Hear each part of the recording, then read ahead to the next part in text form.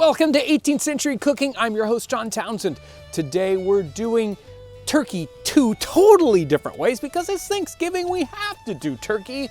This is going to be a crazy experiment. Thanks for joining us today as we savor the flavors and the aromas of the 18th century.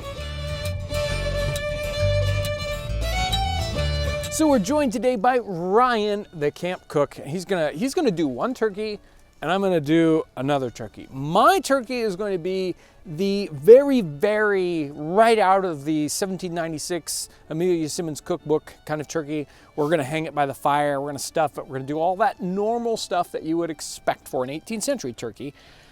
But Ryan's gonna do something crazy different. Yeah. So we built this oven with a turkey in mind.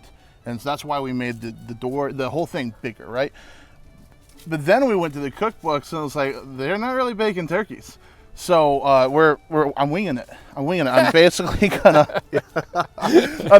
gonna salt, pepper, season, butter, tie this in paper, which is a technique that you see a ton for all kinds of dishes in 18th century cookbooks. But we haven't done it on this channel before, so it's like this is a lot of different experiments rolled into one.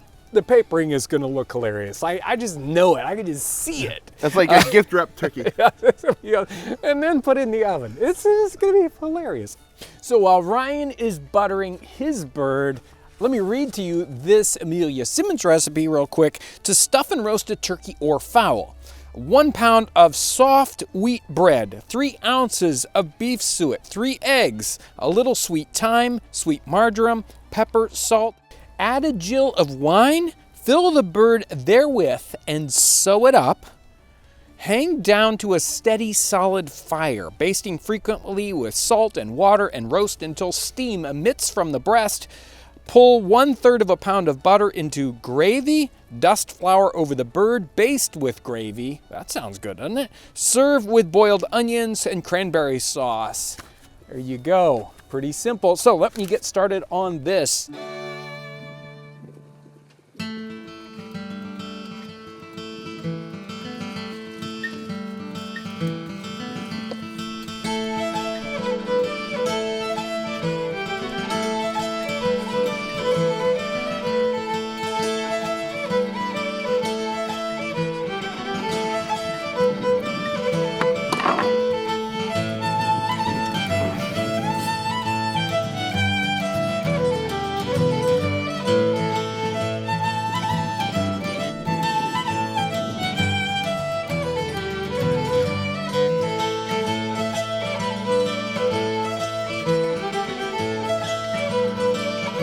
I wanted to tie my bird up before I put it in the paper so that when I take it out and take the paper off, the legs and the wings don't want to fall apart on me. Got that tied up. Then I wrapped it in several layers of paper, depending on the weight of the paper that you use. It's just go by feel. There's a turkey in there? Yeah. Looks good. So tie it up nice and snug, then it's ready to go in the oven.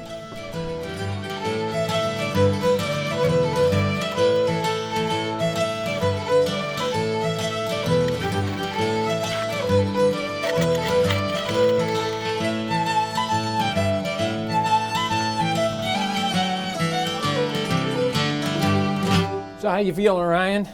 Good. Yeah. I mean, as far as the one in the oven, I don't think we'll know anything for a couple hours. We'll check it and see where I we're want to at. peek and see if it's like caught on fire or anything, because I don't know how that paper is going to every once in a while, I just glance over to see if there's smoke rolling out of it. Yeah. This one, well, I mean, the whole fireplace is warm. Yeah. So I've had the fire going in here for 4 or 5 hours. The side walls are heated up, so the whole fireplace is acting like a reflector oven. Heat's coming off that wall, the back wall, this wall, and then we've got the fire here. So when we cook turkeys today, everyone thinks, oh, well, I'm going to put this in the oven. I'm going to bake it in the oven. We might even call it a roast turkey, but we bake it, right? So, it's not really a roasted one. But you don't see that in the 18th century cookbooks. No, I mean, I'm not going to say that it's not there, right? But I haven't found it for sure. And so I just think that for the most part, they were used to roasting meat, and by roasting, that's by the fire. When we hear roasting, we think a roast pan. If you don't have this big pan to put all that in, and then put that in the oven, which has a fairly narrow door for most ovens, then you lose all of those drippings. And you lose everything that can be made into a broth or a cullis later. In this case, you've got a pan right underneath it. It's catching all of that. Yeah. So I don't think that they were utilizing ovens for that kind of thing. There's also the issue of temperature. So the ovens today, you turn on the oven, you set the temperature at exactly 300 degrees, right, and it's going to bake it. It's going to bake whatever's in there at that 300 degrees for as long as you leave the oven on. Just that concept of reheating the oven, I'm willing to do that in this circumstance just because it's an experiment, right? And darn it, I want to make a turkey in that oven. That's one of the thoughts that we had coming into it. But as far as sticking to historic recipe, that's really playing with what you should be doing. So. Yeah.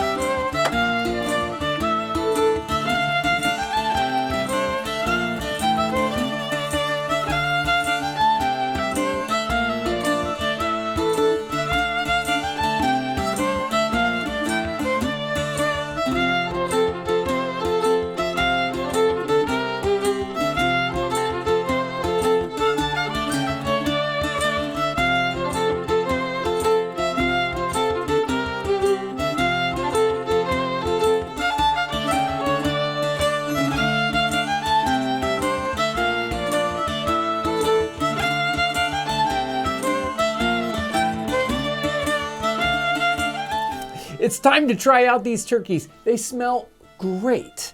We have an extra person to help us out with the taste testing, Brandon the blacksmith, and we're gonna try out my turkey first. But before we dig in, I do wanna talk about this Thanksgiving that we're having this year. I know it's gonna be weird for a lot of different people out there in the world because of everything that's going on. But we need to remember what Thanksgiving is about. It's not necessarily about turkey. It's not necessarily about getting together with family.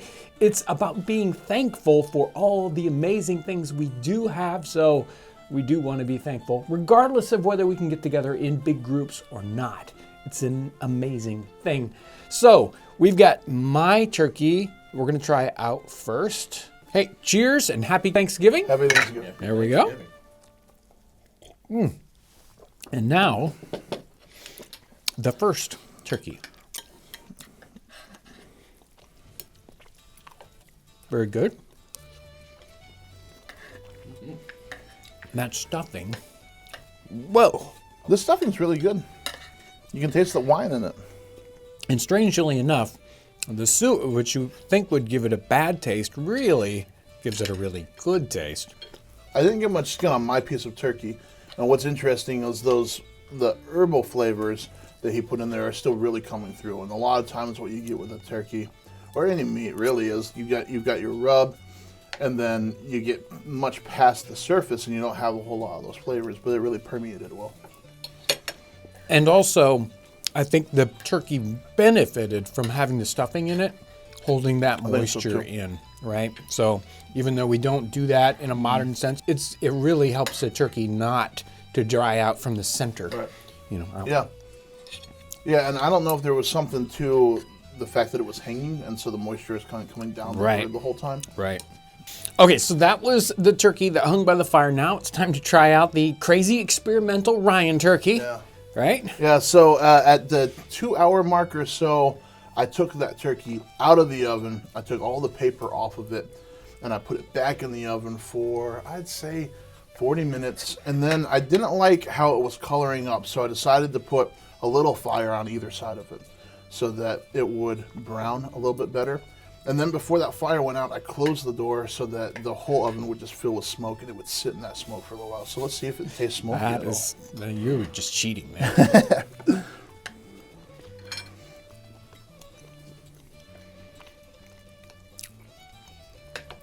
I think it certainly stayed moisture, right? Inside that paper that whole time. Whew. Yeah, it is very moist. And it's definitely got a different flavor profile because of that smoking. It was nuts because it was the same spices went on both of the birds. Yes, yes. But the smoke definitely comes through. So I was telling John later that I think the papering method is really great because it keeps everything moist. The problem is it doesn't do anything for the skin. You're trying to keep something moist, but also crisp it up, and that's a problem. So I think what happened was where the fire could get to it on the top and on the sides, the skin crisped up okay. On the underside where it was on the floor of the oven, you basically just lost that portion of it because it just couldn't crisp up. For an experiment, I think that this bird turned out really great. I would make it like this again on purpose. Okay, so who won? Brandon, who won? Whose turkey is better? Boy, no pressure, huh? All honesty, I like Ryan's. Juicy. I know. But no stuffing inside. There was See? no stuff. No, he's not talking about side dishes. Oh, Which okay, turkey? Which okay. turkey is better? Yeah. Well, I'm a real. I love smoked meat. So Yeah. So yeah. I definitely got that smoke flavor coming out of the skin and that outer portion. Of it. Yeah, I gotta say, as far as the turkey goes, I like my turkey better. Sorry, John. But I'm a little partial. Well, I think it does. That one is really, really good. Excellent. I would say it was the better turkey, bar the idea that you can't really get a stuffing in there. Yeah, Maybe right. bring it up to heat. But since most people don't cook with stuffing inside their bird anymore, maybe that doesn't matter. Yeah, well, I would say as far as like if you want the experience of an 18th century turkey, the turkey that you did is perfect. I mean, it's like roasting it over the fire with stuffing inside, and just kind of watching the fire, watching the bird, rotating it so you're cooking it. There's like a very interactive thing. It's a fun thing to cook. And you can cook them in a reflector oven. Yeah. Or if you've got a fireplace like this one, it almost acts like a reflector oven, bringing heat in from all three sides. Right. It is an amazing experience. So we've had a tremendous quantity of fun putting these turkeys together and trying them out. I think we learned a lot through this. So thank you guys for helping out. Thank you, Brandon, for coming in and I know it's a rough job coming in and testing out the turkey. So thank you for that. I want to really wish everyone out there a very, very happy Thanksgiving. Thank you so much for watching. And if you want to see another holiday meal, check out this playlist.